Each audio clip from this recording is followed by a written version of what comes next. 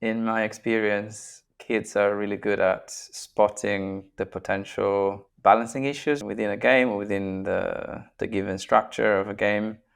And they're also very willing to change them, because a game is fun if everyone has a fair chance to play and to win. It's not just about one player being obviously better than everyone else, and that's a bit boring. Welcome to the Story Paths newsletter and podcast. I'm pleased to present the first conversation in a series about play.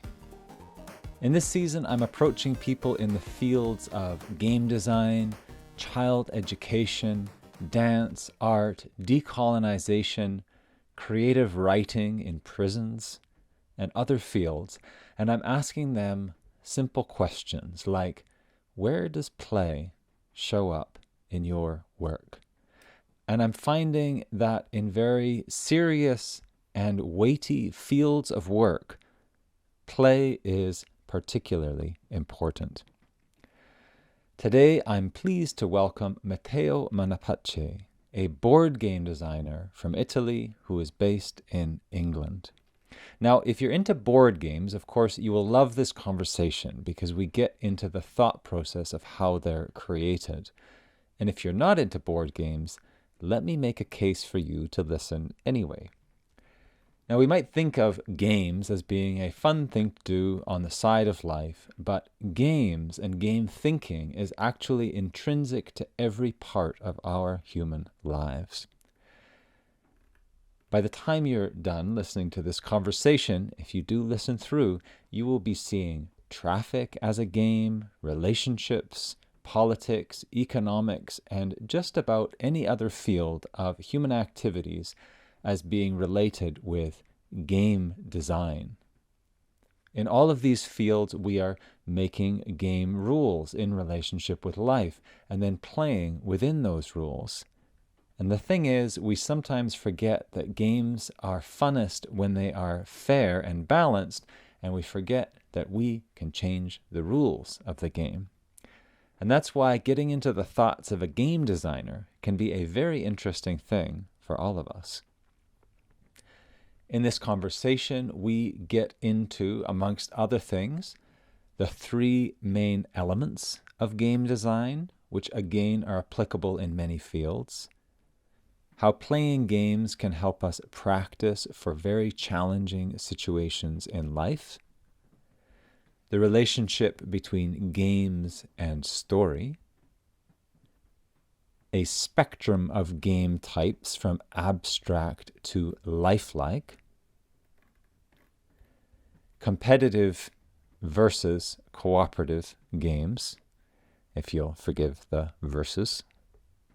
As well as some trivia, including, did you know that some popular games used to be very different? Like chess used to have 4 players. Did you know that Monopoly originally was designed with a sister game that is its opposite, about abundance for all, rather than concentration of wealth, and that Monopoly was originally made as a protest game? This and more coming in this episode of Story Paths. See you on the inside.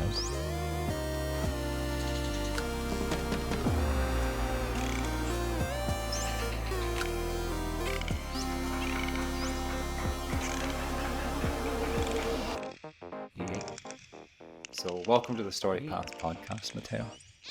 Thank you. Thank you for having me today. So to begin, if you'd like, you could say a little something about your background, about the kind of work that you do, about what drew you to game design in particular, please. So I grew up in Italy, in the Italian Alps, and then moved to London, where I currently live and work, about 17 years ago. And like many people in the game design or in games, that people that make games, I don't have a game design background, but I studied graphic design. And while I was studying graphic design, I I got interested in making things interactive.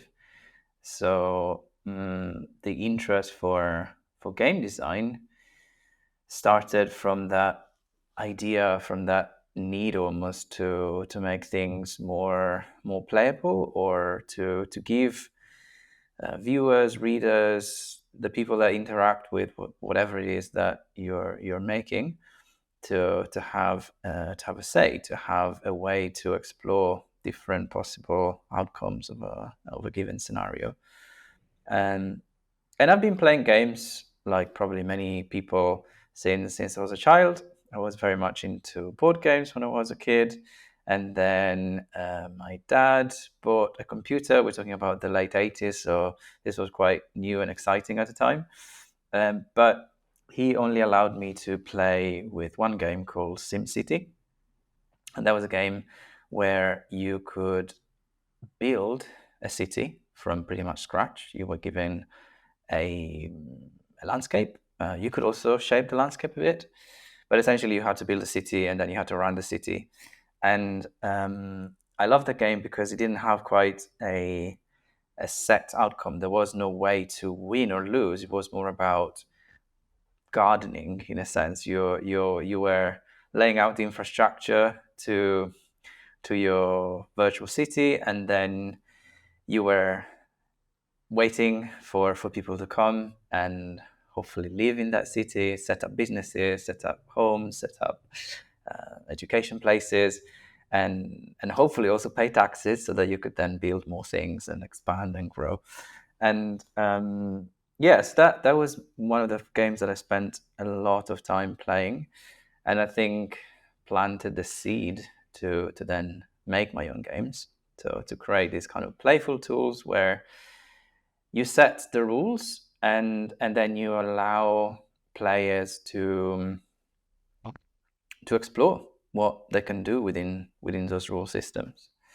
So I've been actively making games for the last 5 or 6 years, and so I rekindled my interest in game making around 2016, 17, when I was a lecturer at university. So I was teaching user experience design, and I was also teaching creative coding.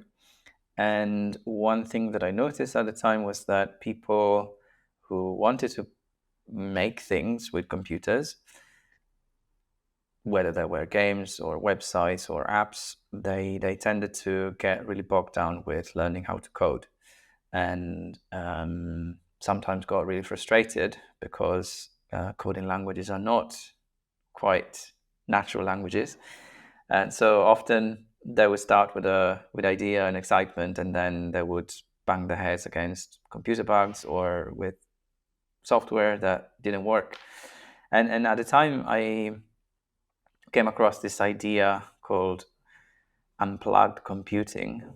And the idea was that in order to teach people how to program computers, you first need to learn how to think in a computational way. And to do that, you should remove computers from the picture. So you don't put people in front of a computer to type code, but you actually use things like board games to teach them how to first learn and understand and process rules. And then once they have a good understanding of how you translate something from uh, the rules of a game, which are essentially code for people, to the execution of the rules, and they start to understand how things could get misinterpreted. They start to ask questions about the sequence of things, the order of elements within a game. Then they start thinking in terms of writing rules, writing algorithms, and then they can translate all that skills to writing code for a computer. So I entered the game design field in a sort of roundabout way because I wanted to teach people how to code, and then I just realized that I really enjoy making games and essentially writing code for people. So I just continued making games, and to cut story short, I had great opportunity to do a residency at the Victorian Albert Museum in London, where I was getting people to learn how to make games by hacking existing games, often games from the V&A collection. And then when the pandemic happened, about 3 years ago, I started working with Matt Leacock, who is the designer of a great game called Pandemic, on a new game that we're just about to publish. That's there behind me, called Daybreak. Daybreak is a cooperative game about stopping climate change. And in Daybreak, you are working together as a group of world leaders to do a couple of things: to reduce emissions at a global level, and also to protect communities from crises that keep on happening. And the idea behind Daybreak is to create a playable version of what could happen in the next 20, 30 years.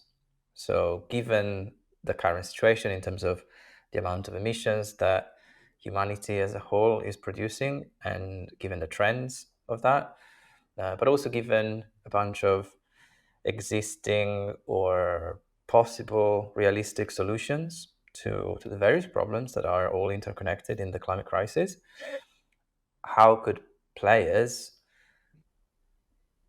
try and chart that story between now and a future, hopefully, that is both decarbonized, but also a future that is sustainable and equitable for as many people as possible.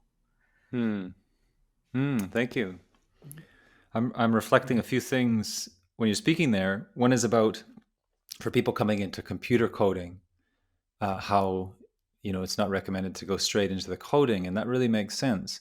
It seems like with the games, there's more of a physicalization of the mechanics. So before getting into the details of the execution of it, to try it out in a way that's a lot simpler to execute, but which you can understand the main pieces and how things interact, and bring people into it early as well. Because I would think to get a computer game ready to the point where it's playable, there must be quite a lot of work behind that. Whereas for a physical game, you can cut out some cards, draw some pictures. Most of it's the thinking process, but the making the physical things may not take as long if you're testing it out. So I'm reflecting on that, and also then coming into games like your new game coming out, Daybreak, which looks like a really interesting game that's connecting with change. Like it's a kind of testing ground for solutions, practices, cooperation. I'm reminded of something one of my writing teachers said about stories, that stories can be a place to try things out in a safe way and then come back to life. So in a story, might go through some deadly adventure with romance and this and that and all these ethical challenges, what to do. And that'll make me consider, reading that story, consider what it's like to go through those things. So when I face something like that, maybe not quite as dramatic in my own life, then I'm not starting from zero. So it seems like that with this game in particular, that there's a kind of practice. It's getting a sense of how that works. So that's very Yeah, interesting. yeah. Yeah. All games are safe spaces where making mistakes is generally free or has a very low risk. And so within a game or through a game, you can learn a lot about, and especially if the game is made to model or to represent some aspect of the real world, then you can also learn how you could then take some of those actions that you played out in the game and try them in real life. Yeah, so that's really where I'd like to go next, invite you to go next, is this relationship of games to wider life. So you've spoken about the game Daybreak, and maybe you want to continue with that as an example, or think of some other games that how they can relate to life, how they can be testing grounds, how they can be thinking exercises, participation exercises, how changing the rules of a game might make us consider how we might change the rules of our larger games like economy, politics, and transportation, and so on. So that relationship, if you want to unpack that relationship between the smaller world of the game and the larger worlds of human activities.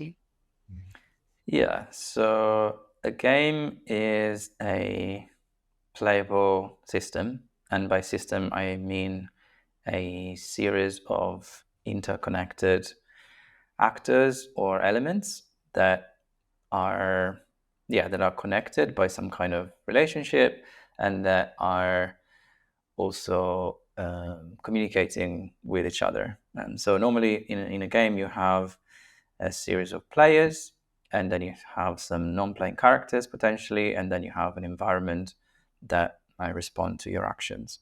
And games are fundamentally different from other media because in a game you are interacting directly, so you're making choices that have a meaningful consequence, that make a meaningful difference to the state of the system.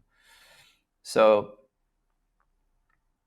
games are systems, and games can be abstract systems. So you can have games that are completely detached from reality, or that are not necessarily based on anything that we can see in the real world, but are abstract number games, or the relationship between the elements of the game are quite set apart from our reality. But most of the times games are either based on some part of the real world, or are based on some kind of fantasy world where you take an active role in shaping the story or Do you want shaping to give the some outcome quick of the system. examples of that? Like Yes. what would be a game that's quite abstract that it would be hard to really relate it with our other So, for activities? example, checkers Mm-hmm. is a game that is rather abstract in the sense that you have, or Go is a game also that is similar, quite abstract in the sense that you have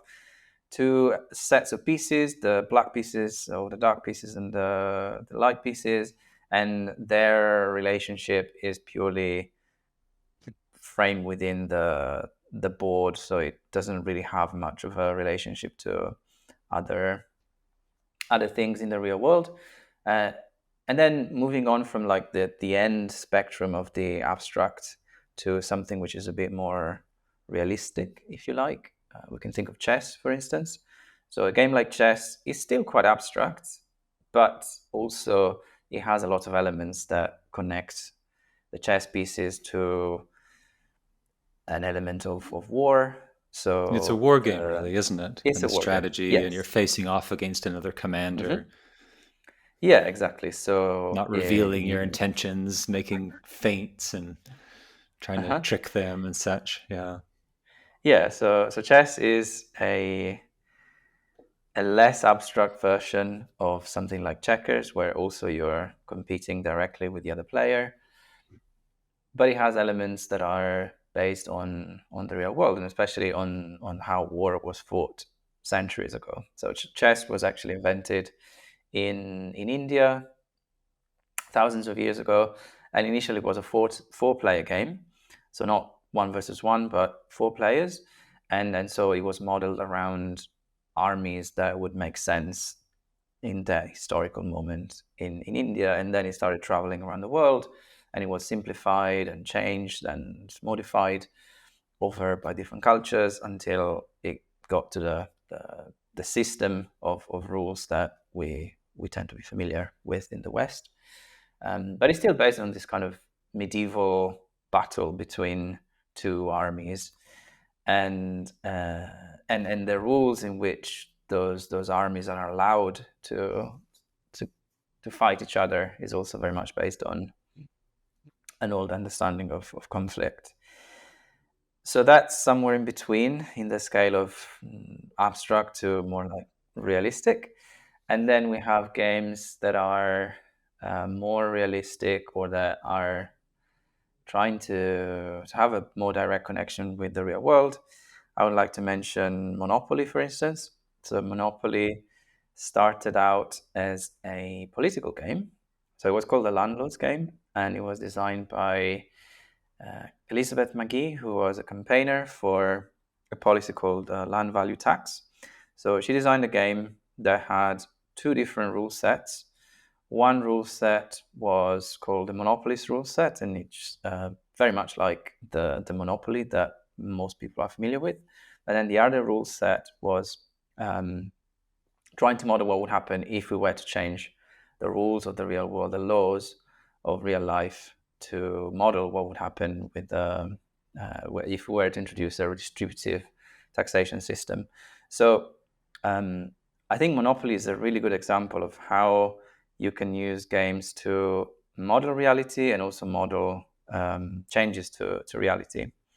And we like to talk about these two different layers almost. One is the what is, so you can use the game to create a simplified, playable model of what is the reality or the slice of reality that you want to get in front of people.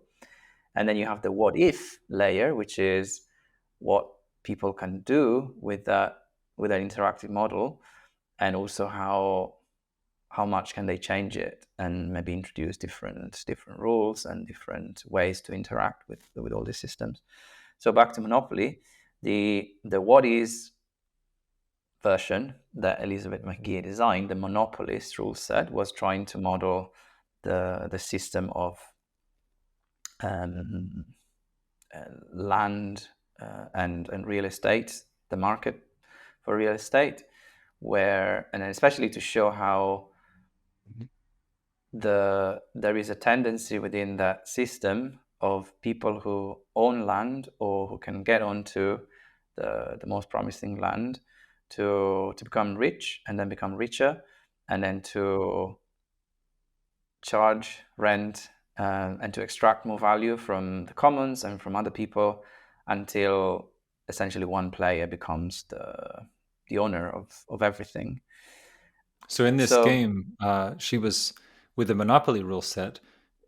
It was she was hoping to highlight how unequitable the game rules of economy in capitalist yeah, system are.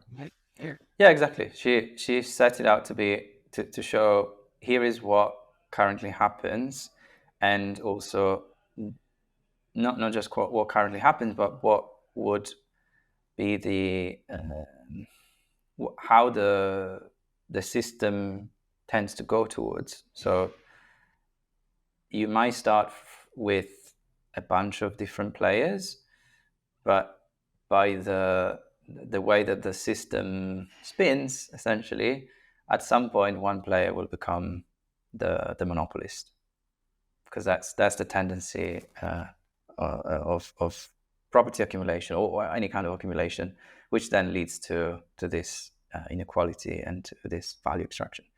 And so that was the what is layer. Then there was a what if layer, which was the other rule set, which then got completely trashed by the company, which then repackaged her idea into what we know as monopoly. So the other version was called prosperity. And in prosperity, players would start from different wealth, from a different income to start with. And every time that someone would buy a property, they would also have to pay a tax on the value of that property, which would then be redistributed to the rest of the players. And the goal of the game was not to be the monopolist, not to become the richest and bankrupt everyone else, but it was to get to a point where the poorest player to start with had double their income. So when the wealth was redistributed through this land value tax, you would raise everyone's income to the point where you could reach this more abundant state for everyone. It seems And like so this was kind of trying to tell a different story through that game.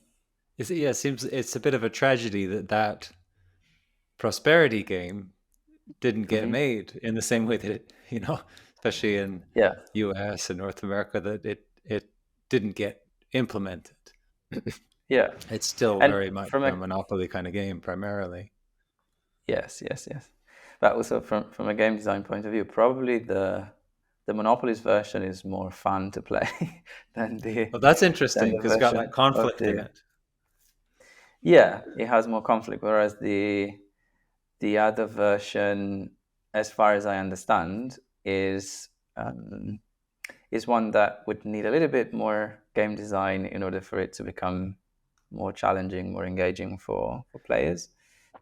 Yeah, but at the same time, as a thought experiment and as a way to model reality, model a possible solution to existing problems, and a way to communicate that, we have to give credit to Elizabeth McGee for being extremely visionary and having invented something that even for the time was very innovative as a game. But not only as a game, it was also this tool that could teach people about the real world.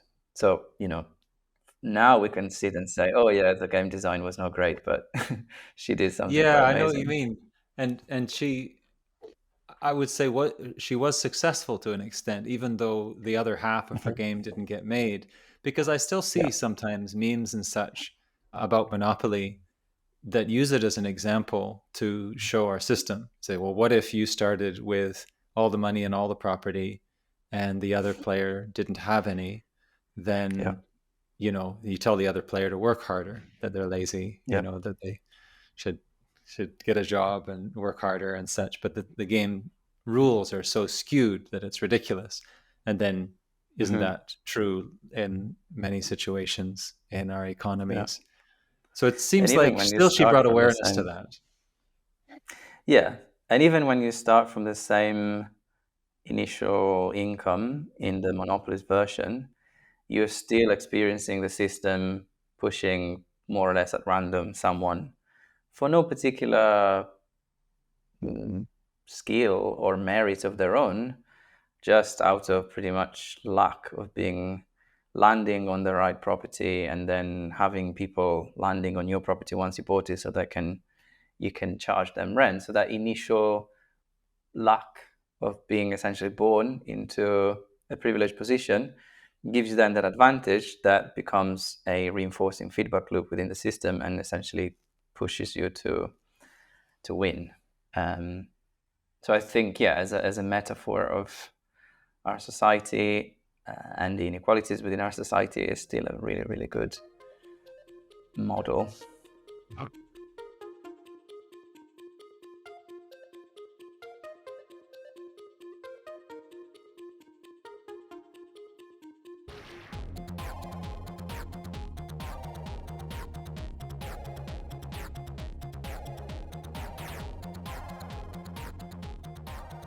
Something you said, I came across you with your Skillshare course. As you know, the listeners may not know, Matteo has a really interesting Skillshare course about making board games. And one of the things you said in there is that regarding games, whenever you're not playing by the rules, you're making the rules. So I was thinking in Monopoly, we've talked about different versions of it. So rather than taking the Monopoly with its rules as being sacrosanct and just the way it is, if I happen to own a property and someone lands on it, I have the option of not charging them rent.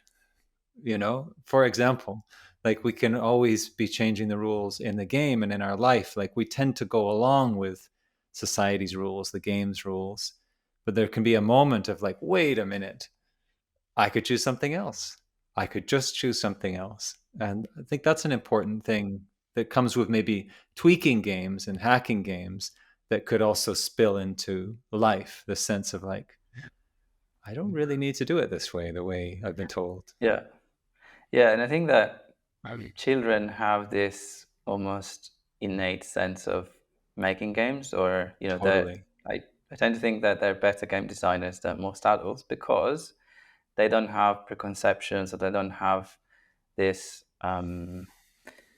probably trained sense that the rules are to follow, but Uh, they have a way to react and to adapt and to almost naturally make better games. Like you give them a game and they start playing and they say, no, no, this doesn't work. Let's try this way or let's try that way.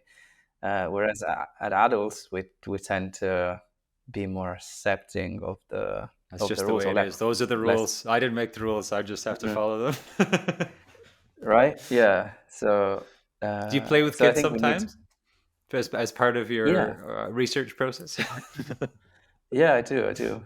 Yeah, me Depending too. on the game, but it's There's a boy I was playing with on the trampoline the other day here, and we're making up a game. I'm the crab, he's the fish. I'm trying to catch it with my legs, and we were just changing the rules. Then there was a little sub game that came once I caught him. He has to collect enough static electricity from the trampoline that he can shock me, and then I release him, and then we go back to the main game. And it is really striking just how flexible the rules are. It's not that you're playing an existing game as much as creating a game on the fly with some kind of starting point. yeah, yeah, it keeps on changing, and I feel that also kids are really good at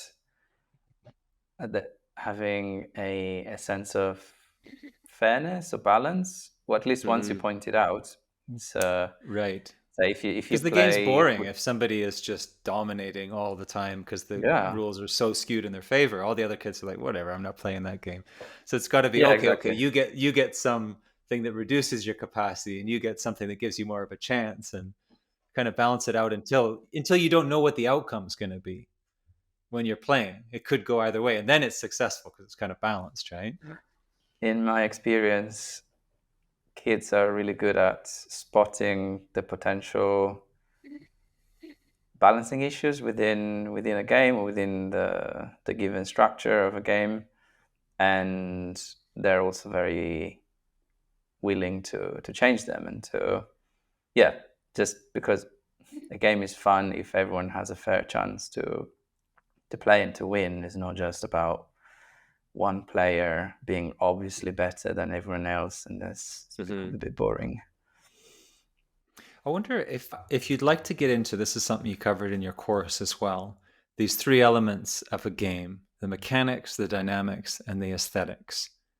And then from there, perhaps we could talk about, you know, competitive versus cooperative games, or games that may have elements of both, and you know, different types of games that you've seen and been involved in creating. But yeah, so there's these three dynamics, if that, or three elements rather: the mechanics, the dynamics, and the aesthetics. Would you mind taking us through that? Yeah, yeah. So the mechanics, dynamics, and aesthetics. It's a framework that has been around for some 20 years and has been very influential in both analyzing games and in making games. And so these three core elements or these three ways to understand games are starting from mechanics. So the mechanics of a game tend to be the rules of the game. So the various ways in which people agree to play, to interact with the different elements of a game. So let's say we take chess, for example. The mechanics of chess are the way in which the board is laid out, the different pieces, how you set up the pieces, how you can move each piece, and then all the various rules like the check rule and so on and so on. So in a nutshell, the mechanics are the rules of a game, and then the dynamics are the behaviors that emerge from the mechanics. So once you have set certain rules in play and you put people in there, then the way that they start interacting with the system of rules is what gives you the behaviors, the dynamics of the game. As you can think of the dynamics as the strategies that people play to achieve their goals, the Things you don't have the to do the because of the actions. rules, but Yeah, that you would exactly. tend to do if you want to succeed in the game. Yeah, indeed, indeed. So going back to chess, for instance, the one of the dynamics of chess is that people tend to start by moving the pawns, and then later on they start moving the the more powerful pieces that start from behind. And as you mentioned, that there is no rule that tells you you should start with this or that piece, but because of the way that the game is set up, because of the mechanics of the game, people have discovered that there are certain dynamics, certain behaviors that are more efficient than others. And then the third piece is the aesthetics. And in a game sense, aesthetics are not the way that the game looks, but the way that the game feels. So, what kind of emotions come up when you're playing a certain game? And what is really important about this mechanics time aesthetics idea is that there is direct connection between the rules that you set in a game and the behaviors that those rules encourage, and then the emotions that tend to come out from those behaviors. So, for instance, taking chess again, there is a reason why when people play chess, they tend to be silent and just thinking and focusing on the board.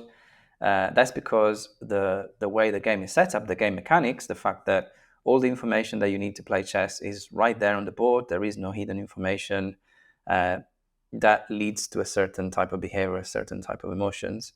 The fact that you're directly in opposition, in conflict with the other player, also leads to that kind of emotion, that emotional response that tells you like there is no reason for me to talk or to try and negotiate or to have a different type of As compared aesthetic to poker, for experience. example, where it's in my Mm-hmm. interest to not show my reaction to what my cards are or to misshow my reaction. So there's a lot of sort of reading each other and talking and trying to get people to come out a bit. And it's also a multiplayer game rather than, it doesn't have to be a two-player game. So it's another example of Yeah, mechanics that produce dynamics and yeah, aesthetics. exactly. So if you have a game that is set up to be more than two players and there is no direct competition between them, then the aesthetic of that game tends to be that you're more likely to talk to the other players, to try to strike some kind of temporary deals with them, which may or may not be beneficial to you. But the main point again is that you set as a game designer, you design the mechanics, and then you watch people play the kind of the kind of dynamics that come out of it, and then you also observe the aesthetics that come out of that experience. And so it's useful both to analyze the games and to design games. So when you're analyzing a game, you generally look at what people are experiencing first. You look at or you try to figure out what are they feeling, and is that are those feelings in line with the type of experience that as a designer I might want to elicit, and then you backtrack to what could be the rules, the mechanics that lead to that kind of experience. Yeah. And could you say that regarding the aesthetics or the experience that people are having, that different games bring out different parts of people? I mean, for a competitive game, I'm thinking of competitive games I've played, whether board games or physical games. And, it brings out a very competitive part of me, like jujitsu, rolling around and being in competition. It brings out a competitive part of me. So it's kind of another way of looking at the aesthetics is what part of human nature, what part of an individual's nature is this game bringing out? Yeah, totally. Hmm. It's because I think with a game you're almost slicing up reality, and then you're giving people a very specific set of rules and a very specific goal or goals. So then, instead of being the complex people that they have to be in a daily basis, they can focus on just that. So I can relate to that example of jiu-jitsu when I don't do martial arts, but I play football, non-competitively, but I get very competitive when I play football with my friends.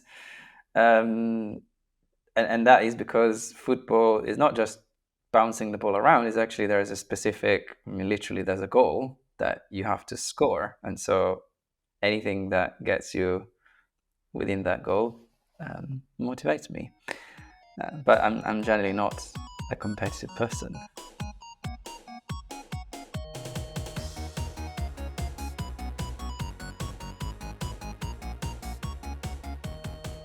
That could bring us into the next part here about competitive and cooperative. I'll just open by saying I've heard that in some of the indigenous cultures on this continent here in Turtle Island, that there were a lot of competitive games, and that often those competitive games were in the context of cooperation. So, for example, if men are doing most of the hunting and they need to be really toned and aware and conditioned, ready to do those difficult things, they play competitive games with each other in order to increase their capacity, so that this competition can be within the context of cooperation. Because sometimes when we talk about cooperation and competition, it comes out as, well, competition is bad, we're competing too much, we cooperation would be good. Or we say, competition is interesting, cooperation is not as interesting in terms of story structure and game structure and stuff. We might say like this. So, would you like to open this up a bit? Take us out of this binary competition versus cooperation, and with your own experience with different kinds of games and dynamics, and how different rules bring things out, how different kinds of mechanics lead to what we might consider desirable but also interesting aesthetics experience. You like to walk us through that a bit? Yeah, so that example you just made is really interesting because there is a competition that happens within the game itself. If you look at it just purely from the point of view of this activity that people would play to essentially to train for something bigger, which involves cooperation. So you can see how that competition is functional to a larger element of cooperation. And in general, I like to think that even in cooperative games, you are competing against something. It's just that, strictly speaking, competitive games tend to be those in which you are mainly competing against each other or maybe against another team. So that's also somewhere in between, in the spectrum between, say, pure competition and pure cooperation, if there's such a thing. And when you go more towards the cooperative side of the spectrum, you are working together against a common threat, which could be either one player.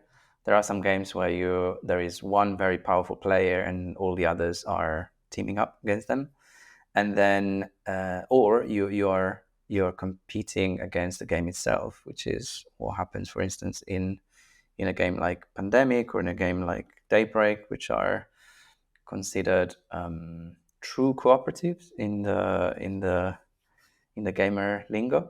So that means that all the players are working together, and they can either win or lose altogether against the game itself. So, for example, in Daybreak, you all work together.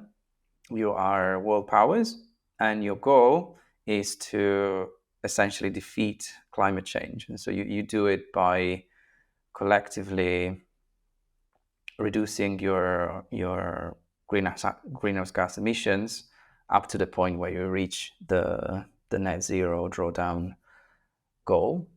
And the game responds to you by constantly throwing you what we call crisis cards. So each round you tally up your emissions. Your emissions go and push up the global temperatures, and then based on how high the temperatures get, you get an increasingly powerful crises that can span from extreme weather events that we tend to associate with climate change, but also other types of knock-on effects, which could be ecological, social crises, um, ecofascism, for instance, things that are getting in the way of your progress and that make your life harder and that could potentially lead you to losing the game. So in a cooperative game, you're generally playing against the game itself, which is really interesting because instead of being completely consumed by trying to outsmart someone else, you're working together at trying to tackle a bigger, often a systemic problem. And that's, I think, where the power of games in helping people understanding the potential issues that exist within systems, whether that is climate change or other systems, is when you have this cooperative type of play where everyone is working together and the problems of the system are embedded in the game rules themselves. That's really interesting. And if we think of games as a microcosm of life, so you talked about chess as being a microcosm of medieval battles, and other games in different ways. So these kinds of, as you call them, true cooperative games, there, like you say, there's also this element of competing against the game itself, in a sense. So then, if we consider that as a microcosm of life, would that be? I mean, in the example of climate change, there's no nation that's the enemy. It's more like we're competing against our own behavior or against the reactions that the world has to our behavior, trying to mitigate, the changes of climate and such they're provoked by our consumption and emissions and such. Or I'm thinking, let's say, in a survival situation, let's say there's a small group of people who are out in the wilderness. So they're cooperating with each other, but they might be competing. We'd be competing against cold, hunger, lack of not a place to sleep. So in that sense, those could be considered kind of mm, equivalents of true cooperative games in life. Yeah, yeah. I think whenever you're you're all working together against a common threat, then in game design terms you could call it a true cooperative. But yeah, in general, you can see how cooperation is something that happens between different people that have overlapping goals. They don't necessarily share the same goal, and they don't necessarily play the same role within the cooperative, but they have an interest in working together and achieving that common goal. So, for example, going back to Daybreak, the enemy or the threat is not just the way in which the planet reacts to human emissions, but is also the way in which vested interests, in which certain industries respond to some of the policies and some of the initiatives that you put forward. So there is a general model of the emission cycle in which more emissions push the temperatures higher, which causes the reactions that we're seeing more and more happening in the real world. But there's also an element of, for instance, the fossil fuel industry, which pushes back against you or creates problems that then you have to try and solve. So it's Greenwashing campaigns, making it seem they're yeah, doing more yeah, than they greenwashing. are. Yeah, there are Uh, greenwashing campaigns. There are also treaties that prevent governments, local governments, national governments from pursuing clean energy legislation because if it could impact the profits of oil industry or other companies, they can essentially sue a state or a local government, and even if they don't do it, just the threat of it can be quite a big obstacle for more progressive green legislation. And this is based on an actual treaty. It's called the Energy Charter Treaty, that has been around for a couple of decades. And finally, some countries in Europe have started to pull out of this treaty because they realize that it's actually a major blocker to climate legislation. They're changing the rules of the game as they go. They are. Yeah. But it's an interesting challenge because when you're creating a cooperative game, the tendency or the desire is to put everyone on the same team, and then the enemy is embedded in the game itself, and you tend to dehumanize the enemy a little bit because it's not played by anyone specifically, but it tends to be a bit more. It's rule based. It's robotic. It kind of plays according to certain rules. So that's something that we also need to be aware of. Cooperative games are not necessarily the answer to everything. They're not necessarily the best way to model a certain reality. That could also be cases where a more fitting model of a real situation is to actually get players, or one player at least, to be the bad guy, or to be or to play someone that, or a group of people that in reality you or the people that play the game might be against. So that there is also a value in trying to put yourself in the shoes of a person that you wouldn't want to be in reality, and then see how that plays out. So like in this case, it might be somebody's responsible for the profits of British Mm-hmm. Petroleum in the game, and Yeah, they have their own cards, their own set of criteria and such, and their job is yeah, to try to protect profits, and yeah, maybe other people's yeah, job is to make it so that they'll lose profits unless they genuinely become more ecologically friendly. The mm-hmm. greenwashing won't do. The other players Yeah, have to cut through that. Something along those lines, huh?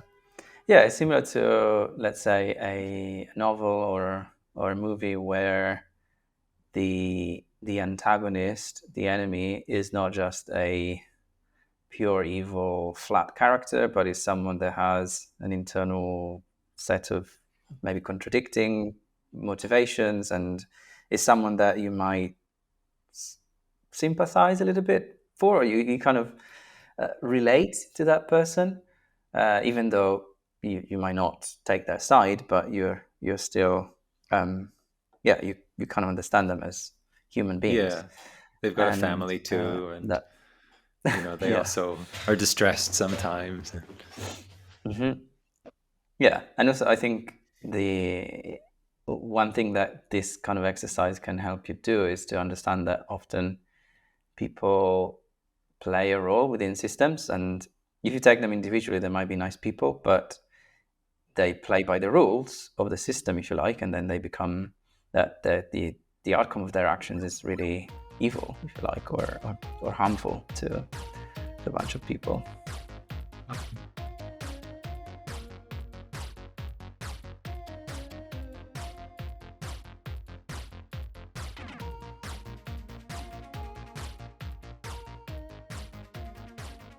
In my mind, I'm going back and forth between game and larger reality, and considering how important the mechanics of our societies are.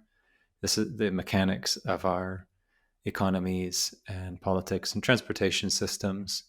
Um, I mean, transportation would be a simple example of mechanics, wouldn't it? That there's left side of the road or right side of the road, traffic signs and such. But also, some places have much more allowance for bicycles. It's easier to be a cyclist in some places than in others. Some places you're risking your life in a pretty serious way, because the roads mainly belong to the cars. They're like the rhinoceros, and you as the cyclist, you're like a mouse or something. So it's again these mechanics, will lead to certain behaviors. Like here, I know people who are too frightened to cycle, basically. Um, and then in the bigger picture, like it's interesting. Countries in Europe are pulling out of this energy treaty. It's changing the rules, and it's going to show that all the laws that we have in place are really, in a sense, game rules, and they're not given by God. They're not written in stone. They're things that humans created and that humans can change. And it seems like that sort of sensibility is something we maybe really need at this time when we need so many changes so quickly, as this sense of like, well, property laws, all this stuff, it's just stuff, it's just rules that other humans created. And that wake up moment of like, wait a minute, this is just how it happens to be, not how it is, seems very Yeah. important. Oh yeah, totally. I think that's a really really important point, that most of the rules that but by which we play in our in our daily lives are actually made by people. They're not the rules of physics, or they're not unchangeable. They're not there to stay forever. And I think that there is a tendency, think for instance of economics, how the the way in which we are, societies have structured economic relationships,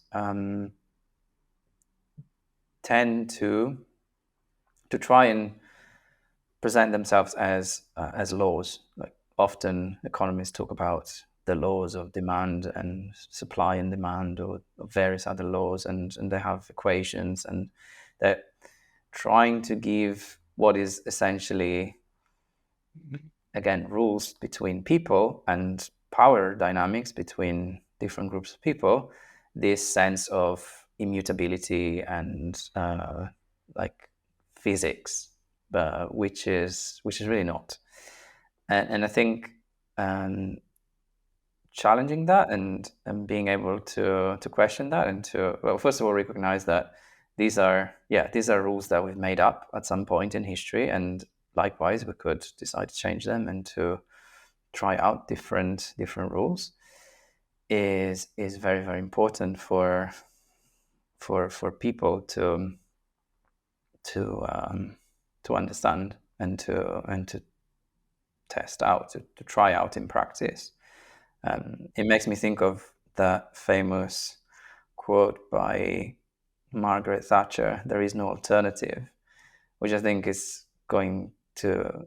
It speaks a lot about the idea that in a contemporary society, a large part of people have kind of decided or accepted that this is the one and only system in which we could possibly exist, and that there is no alternative to that.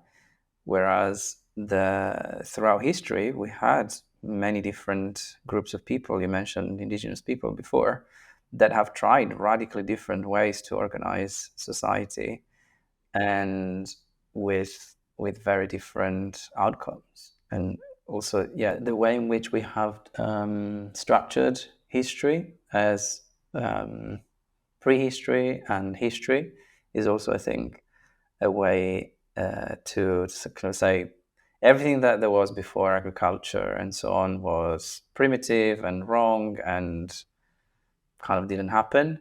And then people moved on to civilization and history and cities and societies and economies and so on.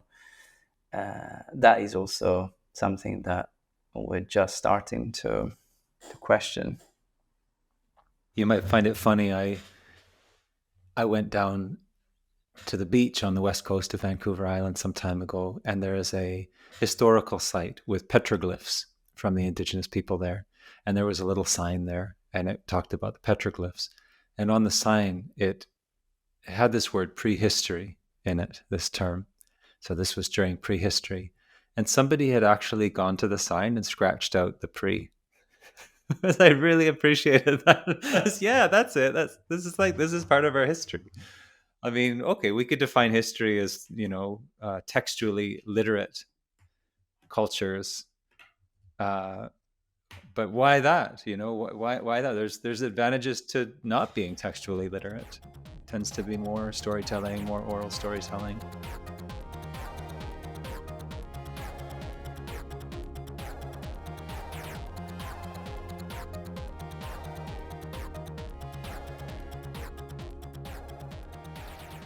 Well, as we come toward a close, I'd like to invite you to talk a bit about the connection between story and games.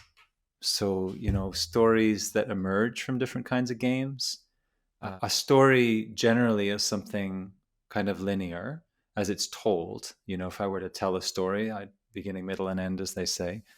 Whereas a game is something that is different every time you play it, and that there is a story in playing a game, isn't there? Like, oh, that Monopoly game where I got wealthy really quickly and then dominated, or then I lost it, or there's some story in each individual playing.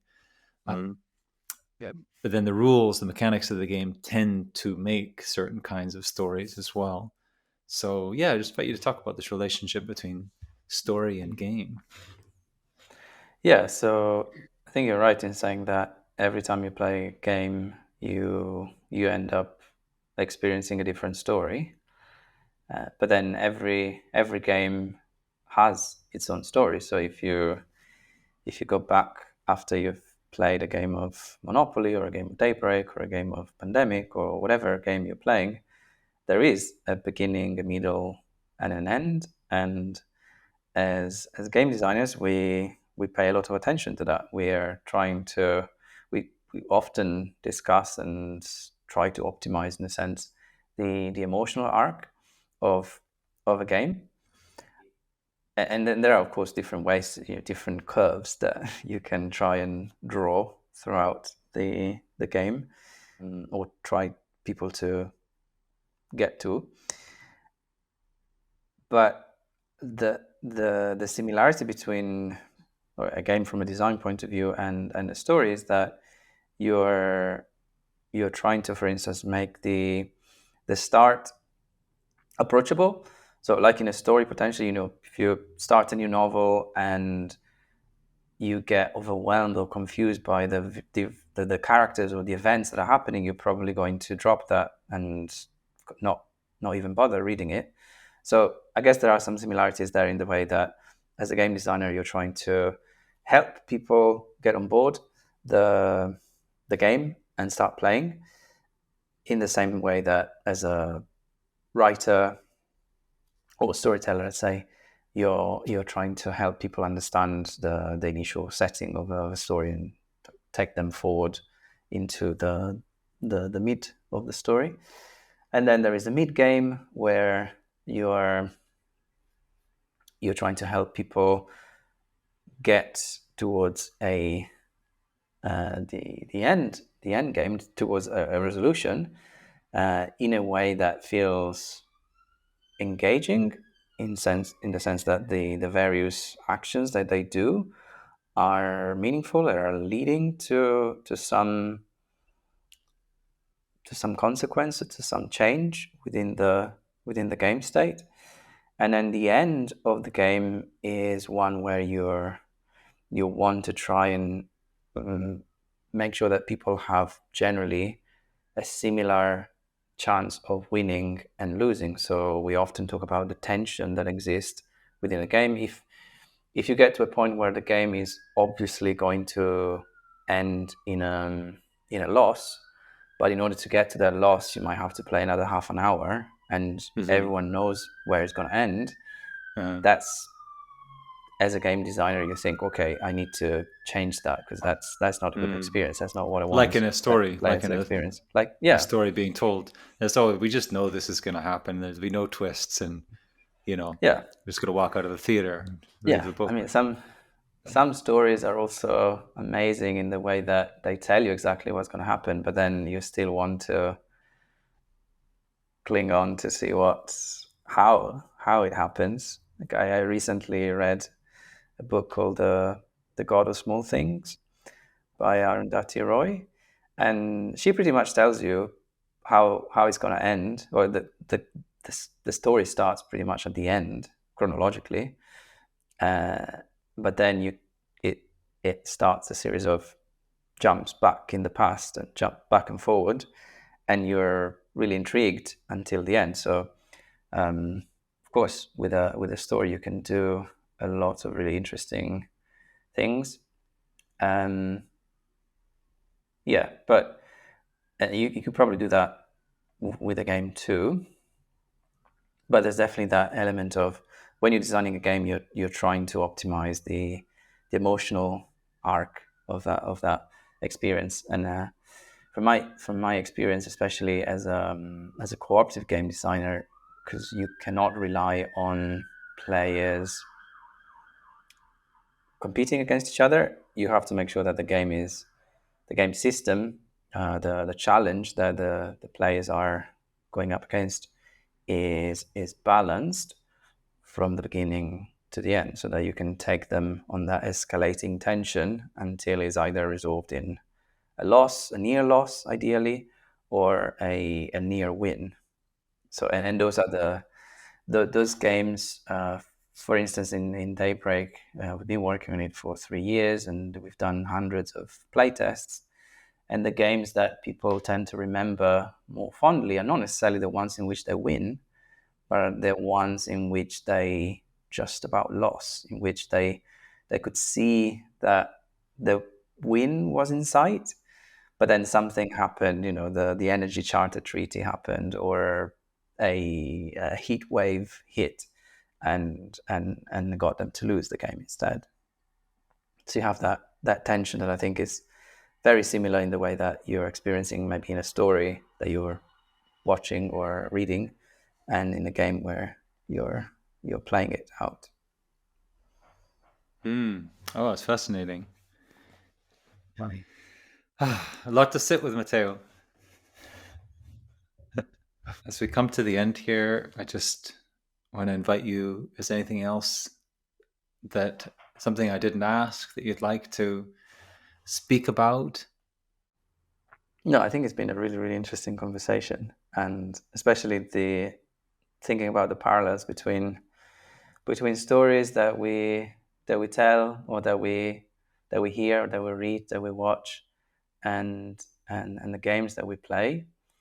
And maybe to one final thought would be on how, even though games have been around for thousands of years, we're talking about board games particularly, um, the the medium of games tend to be considered a relatively new form, especially around digital games, video games. And so I think there is still a lot of work to be done in terms of helping people understand that games are not just entertainment and fun, and um, making games that help us,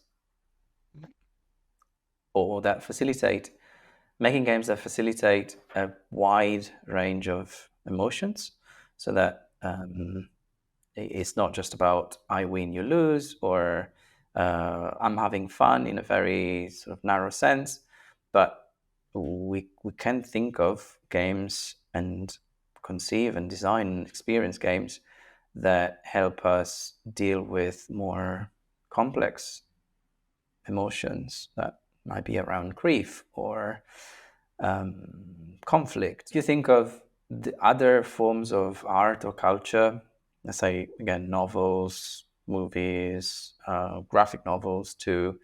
Uh, they're not just doing things that are making you laugh, or that are only optimized for a certain type of emotion, but they explore all range of emotion.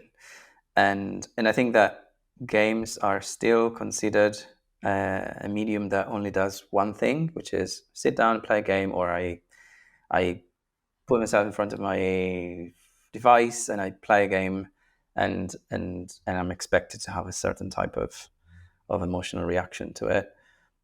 So there is scope for broader understanding, for a broader range of experiences, and that's a wider conversation. Of course, is both what people start to expect and demand from games, and also what we as designers can provide them with. And I know in graphic novels, it's a somewhat similar problem that creators have had, that people think, oh, it's superheroes, at least in North America like that. I know in France and in Japan and other places, it's less like that. But here there's that kind of silo that creators get put in. And it's gradually changing. And I would imagine with games as well, it's like, oh, it can be so much more. Yeah, it's gradually changing, but we're still in that process.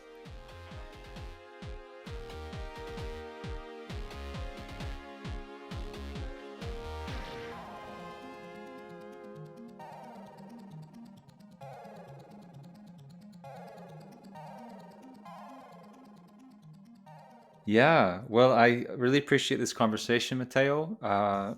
So just some of my own reflections on it is I'm really struck by this, the relationship between story and game, and between game and the wider games or rules in society. This mechanics and dynamics and aesthetics, how the mechanics lead to the dynamics, lead to the aesthetics in games, and consider what sort of experience we want to have. In your course, you recommended starting from existing games. So, hacking rock, paper, scissors and adjusting it from there. Because it's hard, especially, if we don't have experience making games, to start from just air and from nothing. And it seems it's the same with society as well, that, like you say, we look to indigenous cultures and just different ways that people have done things over the millennia to consider different starting points. Not necessarily that we would use that in our exact situation now, but just to show that there's so many different options and that we can adjust and go from there. And this questioning that the rules that we have, that we're in, are not necessarily the only ones. So, to play a game and to change the rules of Monopoly, to change the rules of chess. Like in your course, you had an example of what if there were only white players, only black players, or what if there are 3 people playing, 4 people playing? How does that affect things?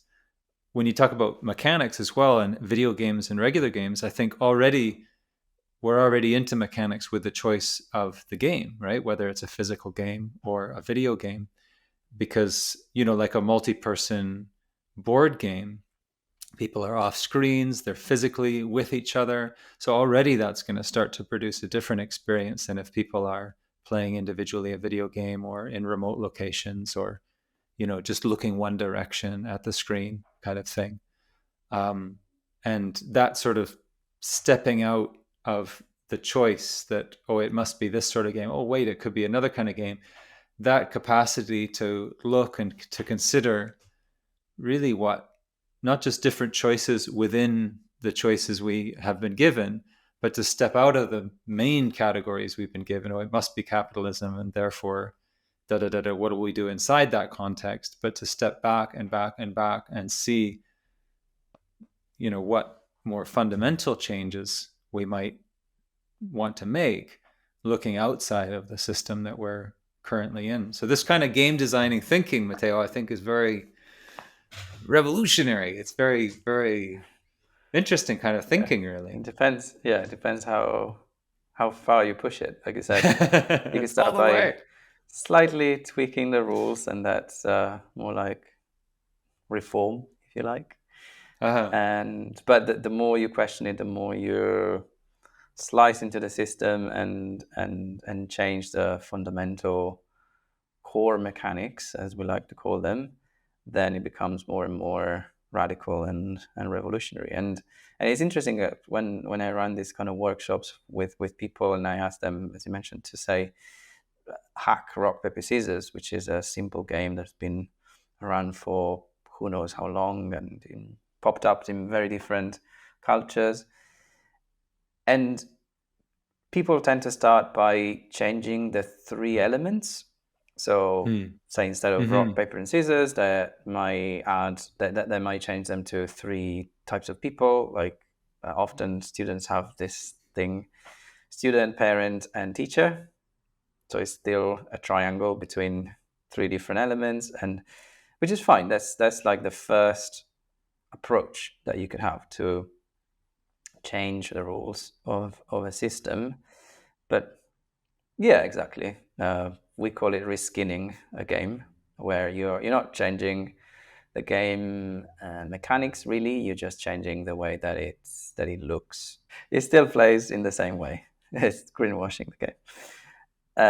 But then you encourage them to go like, okay, you see, when you play the student, teacher, parent version of rock paper scissors, it still plays just like rock paper scissors. So what else can we do? How can we go deeper in changing this system? And that's where it starts to become a bit more interesting in my opinion, and more radical.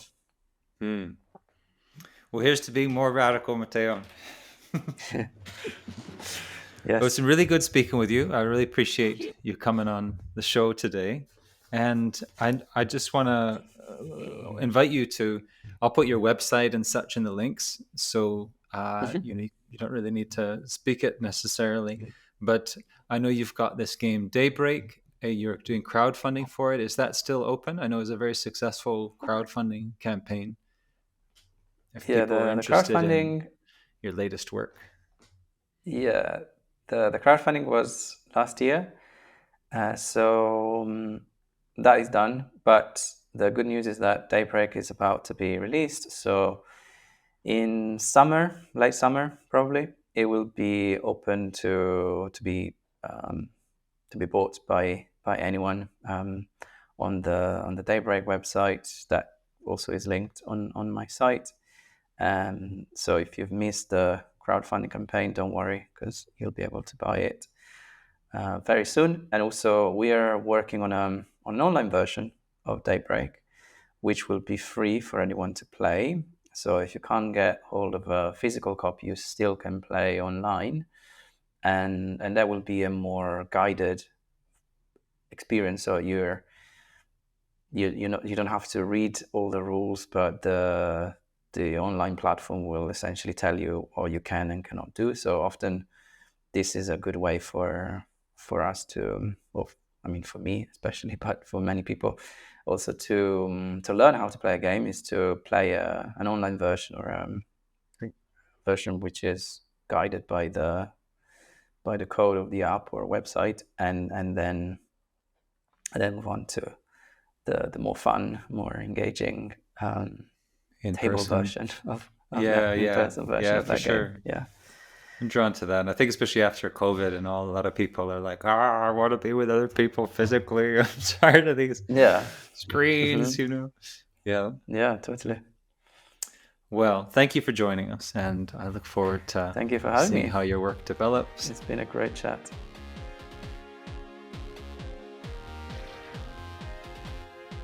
Well, I'm glad to meet you again here at the end of the episode. I'll link you to Matteo's work, including his class about board game design and the games he has created and is creating. Now, drawing from this conversation, here are some creative thinking prompts for you. Feel free to do some writing, conversation, some speaking aloud.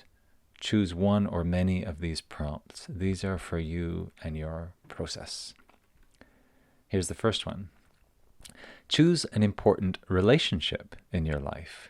Consider the way that you relate, the places where you meet, the jokes you tell, the things you like to do together, your boundaries, your agreements.